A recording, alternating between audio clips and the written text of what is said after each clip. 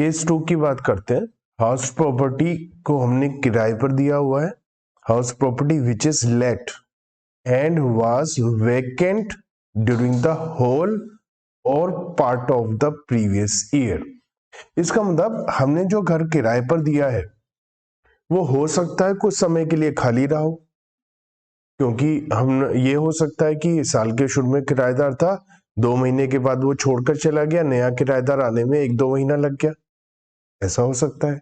ये हो सकता है साल के बीच में 1 बार 2 बार ऐसा हो सकता है कि हमारा मकान खाली रहा हो। अब हमें उस दौरान कैसे करना होगा, जब हमें रेंट मिला ही नहीं तो क्या हमें टैक्स देना होगा, ये सारी बातें अब हम केस नंबर 2 में सीखने वाले हैं। House property which is let and was vacant during the whole or part of the year. If the house property is partly let out and partly vacant, साल में कुछ समय तक किराए पर है और कुछ समय तक खाली है, in such cases expected rent shall be computed for 12 months. What is the meaning of expected rent? हमने एक्सपेक्टेड रेंट का मीनिंग देखा था। एक्सपेक्टेड रेंट का मीनिंग होता है municipal value fair rental value, whichever is higher, उसे compare करते हैं स्टैंडर्ड रेंट से, व्हिचएवर इज लोअर, ये एक्सपेक्टेड रेंट होता है। तो एक्सपेक्टेड रेंट 12 महीने का ही लेना है, but while computing rent received और रिसीवेबल, जब हम इसको कंपेयर करते हैं एक्सपेक्टेड रेंट को एक्चुअल रेंट से, अब एक्चुअल रेंट तो 12 महीने का मिला ही नहीं, तो ये तो 12 महीने का लिख ही नहीं सकते।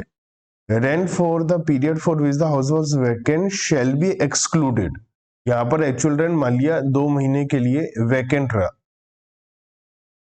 तो एक्चुअल रेंट तो 10 मंथ्स का ही लेंगे हम।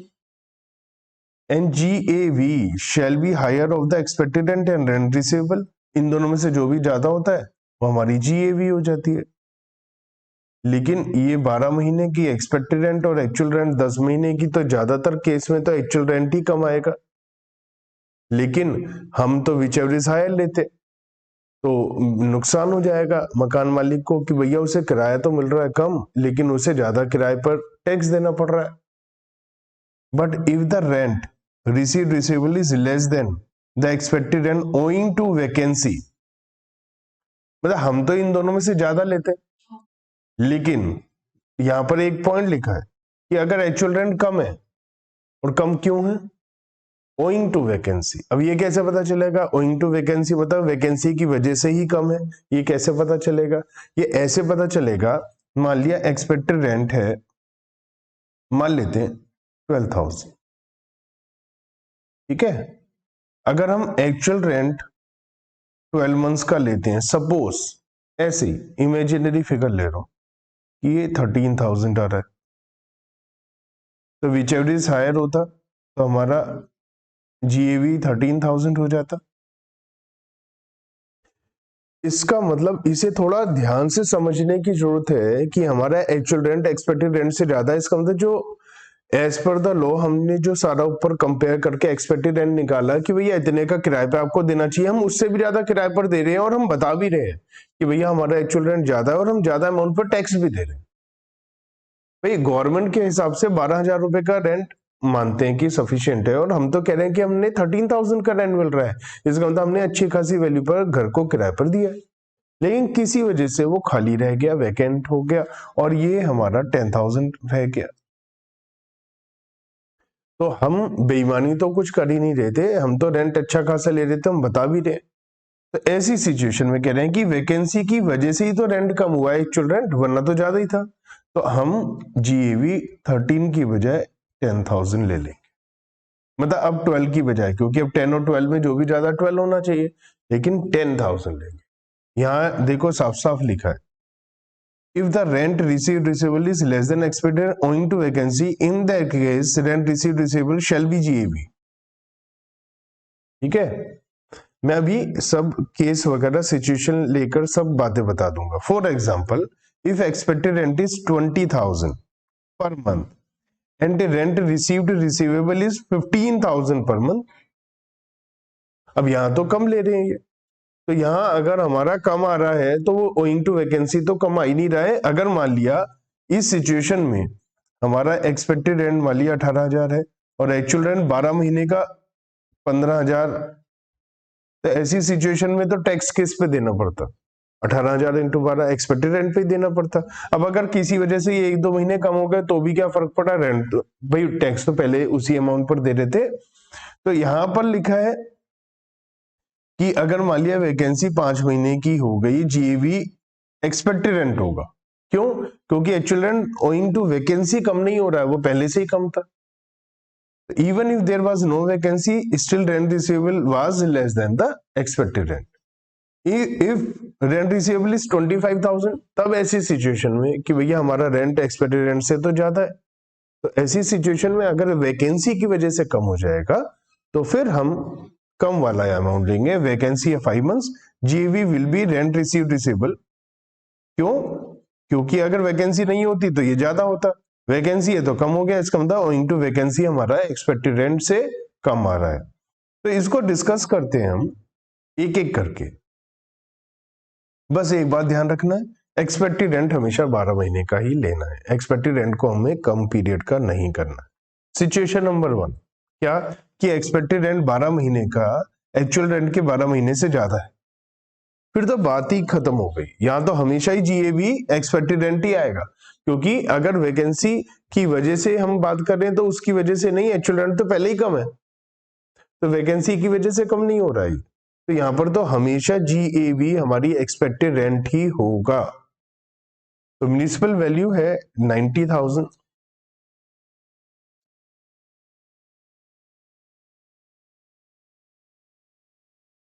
पेरेंटल वैल्यू है 1,40,000, जो भी ज्यादा हो 1,40,000, स्टैंडर्ड रेंट है 120, जो भी कम हो, तो एक्सपेक्टेड रेंट आ गया 1,20,000।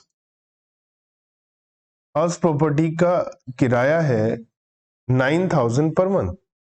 तो पहले हम एक्चुअल रेंट रिसीव्ड और रिसीवेबल 12 मंथ्स के लिए देखें, क्या आ रहा है?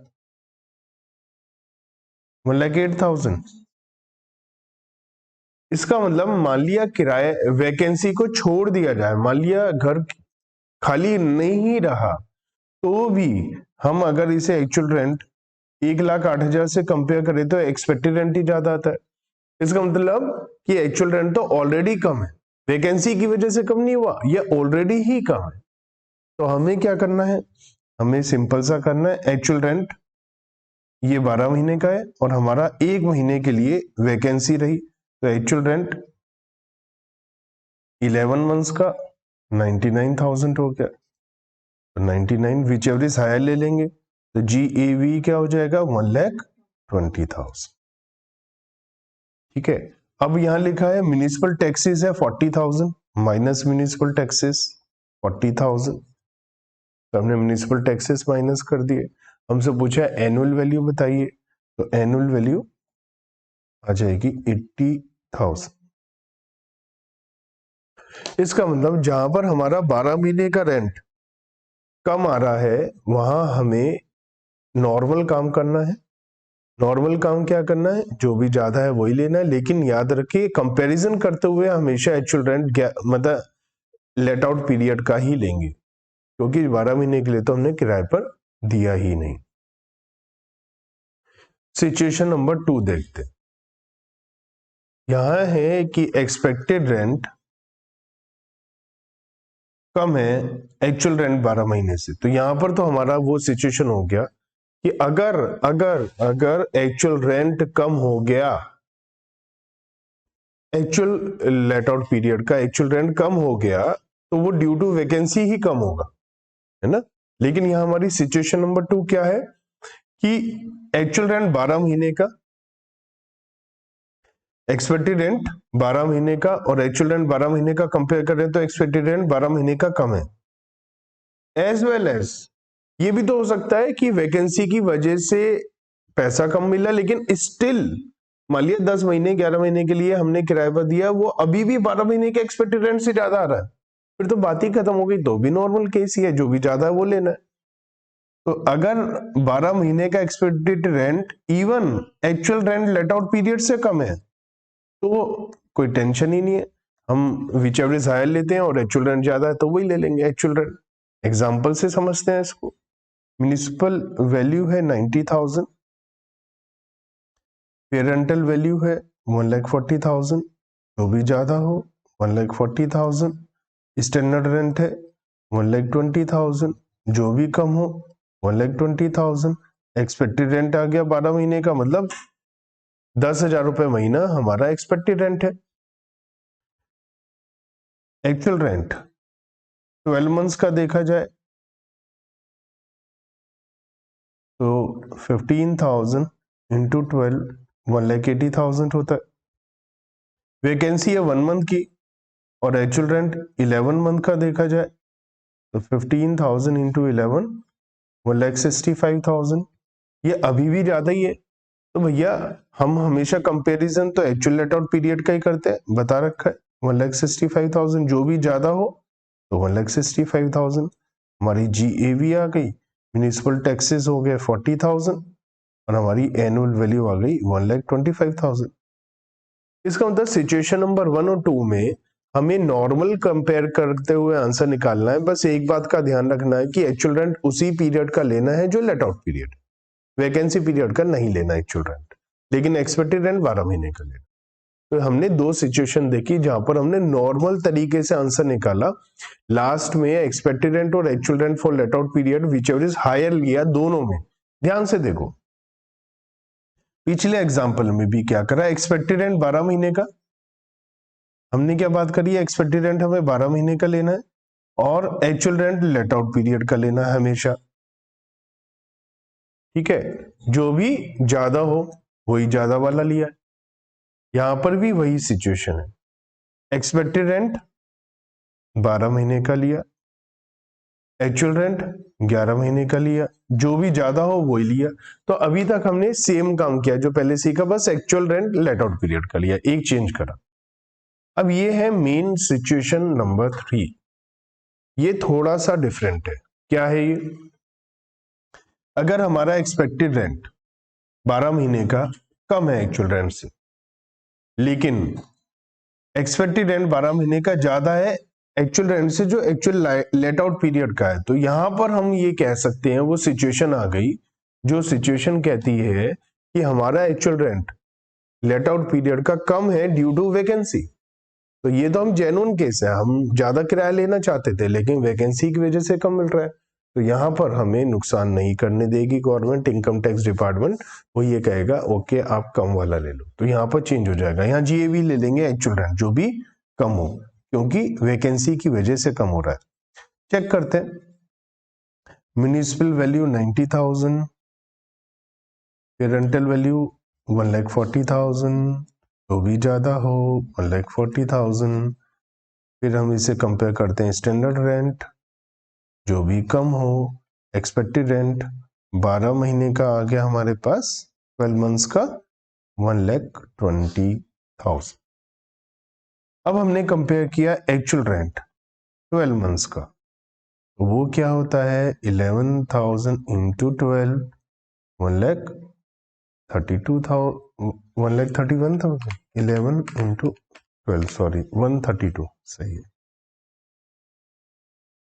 और अगर हम देखें वैकेंसी यहां पर लिखी है वाज वैकेंट फॉर 3 मंथ्स, 3 महीने के लिए वैकेंट था, तो हमारा एक्चुअल रेंट 9 मंथ्स का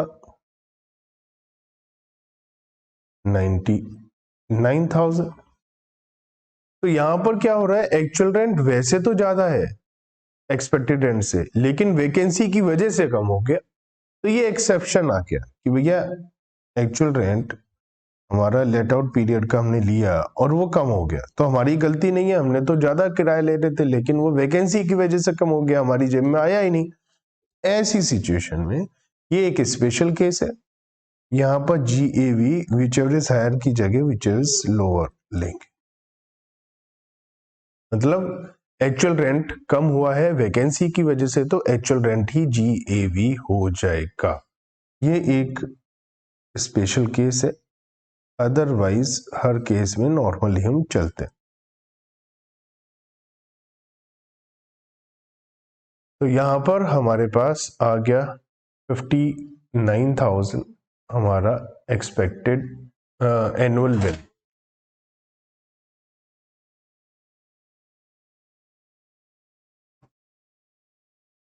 तो हमने हर टाइप के एग्जाम्पल कर लिए अभी। एक और एग्जाम्पल देखते हैं। मिस्टर डी हैं, उन्हें मंथली रेंट मिलता है 5,000 रुपए का प्रीवियस ईयर में 1 जुलाई तक। तो अप्रैल, मई, जून 3 महीने का रेंट है 5,000। On this date Mr D inform his tenant about increase in monthly rent by 1,000। उसने अपने किराएदार से कहा कि भैया हमारा जो किराया है वो 1,000 रुपए बढ़ा देंगे हम। उसके टेनेंट ने कहा भैया मैं घर छोड़कर जा रहा हूं, मैं तो किराया नहीं बढ़ाऊंगा। हमने कहा भैया निकल ले, उसे भगा दिया हमने। मकान 2 महीने खाली रहा। ऐसा होता है, ऐसा तो नहीं है ना कि मिस्टर डी छोड़कर गए और उसका टेनेंट जो है छोड़कर गया 1 जुलाई को और 1 जुलाई को नया आदमी आ जाएगा, ऐसा तो जरूरी नहीं है। Mister D gave house on monthly rent of 6,000 on 1 September. Previous year में सितंबर में दिया, तो सितंबर से लेकर मार्च तक 6,000, राइट। ये 3 मंथ्स है और ये 7 मंथ्स है। 2 महीने खाली रहा, जुलाई और अगस्त 2 महीने खाली रहा मकान, 10 महीने के लिए किराए पर दिया है। अब म्युनिसिपल वैल्यू दे रखी है, म्युनिसिपल टैक्सेस दे रखे हैं, हमें इनकम फ्रॉम हाउस प्रॉपर्टी निकालनी है। अब यहां पर हमें फेयर रेंटल वैल्यू नहीं दिया हुआ।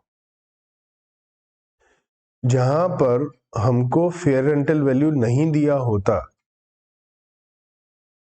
वहां पर हमें फेयर रेंटल वैल्यू निकालना पड़ता है on the basis of actual rent. तो म्युनिसिपल वैल्यू है 60,000, ठीक है। क्या यहां पर हमें फेयर रेंटल वैल्यू दी हुई है? नहीं।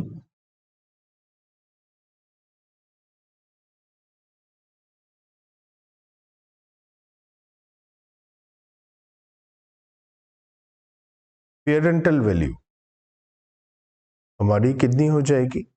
अब यहां पर एक प्रॉब्लम आ गई। क्या प्रॉब्लम आ गई? फेयर रेंटल वैल्यू होती है एक्चुअल रेंट, अगर या तो क्वेश्चन में दिया हो, नहीं तो एक्चुअल रेंट 12 महीने का। अब यहाँ प्रॉब्लम यह है कि प्रीवियस ईयर में शुरू के 3 महीने का किराया है 5,000 और 7 महीने का किराया है 6,000। अब ये जो बीच के 2 महीने हैं, अब इसका किराया मैं 5,000 के हिसाब से मानूं या 6,000 के हिसाब से मानूं, ये एक समस्या है। जिस समस्या का समाधान कहीं भी नहीं है कि भैया ये 5,000 माना जाए या 6,000। तो कुछ लोग कह सकते हैं कि भैया 6,000 किराया तो हो ही गया, तो 6,000 माना जाए, लेकिन 6,000 हो जाता तो वो किराए पे आ जाता ना उसी दिन से। तो आप 5,000 के हिसाब से भी ले सकते हो। तो हम अगर ये माने कि 5 महीने का किराया 5,000 और 7 महीने का किराया 6,000, टोटल 67,000, ठीक है। तो फेयर रेंटल वैल्यू हो गई 67,000, विच इज हायर, ठीक है। और स्टैंडर्ड रेंट दिया हुआ नहीं है ना, इसका मतलब ये हमारा एक्सपेक्टेड रेंट हो गया। और एक्चुअल रेंट भी 67,000 है 12 मंथ्स का, है ना। एक्चुअल रेंट 12 मंथ्स का भी 67 है। इसका मतलब हम किराया अच्छा खासा ले रहे हैं, म्युनिसिपल वैल्यू से भी ज्यादा ले रहे हैं, तो हमारा किराया कम नहीं था। लेकिन वैकेंसी की वजह से हमारा किराया जो है वो रह गया 3 इंटू 5000 और 7 इंटू 6000 57,000। ये हमारा 10 मंथ्स का एक्चुअल रेंट आया। तो एक्चुअल रेंट 10 मंथ का हमारा आया 57,000। तो ये वैकेंसी की वजह से ही तो कम हुआ है, अदरवाइज तो ये सही था। तो वैकेंसी की वजह से कम हुआ, इसीलिए हम GAV 57,000 ले लेंगे। ठीक है। अगर यहां हमारा मान लिया फेयर रेंटल वैल्यू 70,000 होता तो एक्सपेक्टेड रेंट 70 हो जाता और हमारा ये 67 होता, तो ऐसी सिचुएशन में फिर 70,000 लेते, है ना। तो GAV आ गया 57। इन्होंने म्युनिसिपल टैक्सेस की पेमेंट करी है 6,000, तो एनुअल वैल्यू आ गया। क्वेश्चन में हमसे एनुअल वैल्यू नहीं पूछा, क्वेश्चन में पूछा है हमसे compute income from house property. तो इनकम फ्रॉम हाउस प्रॉपर्टी के लिए इसमें से लेस होता है deduction under section 24A standard deduction at the rate 30% of 51,000 15,300 और हमारी इनकम आ गई फ्रॉम हाउस प्रॉपर्टी 35,700।